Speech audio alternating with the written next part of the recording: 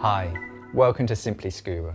The IST Quick Disconnect DSMB is a nice large sealed delayed surface marker buoy.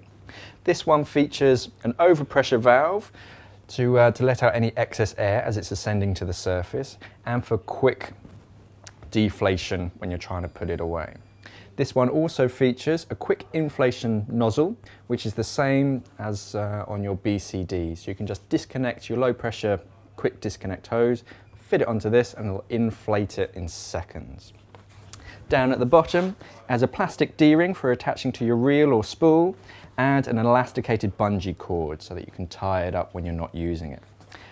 This SMB also comes with its own carrying case which it folds down neatly. And that's the IST Quick Disconnect DSMB. Thanks for watching.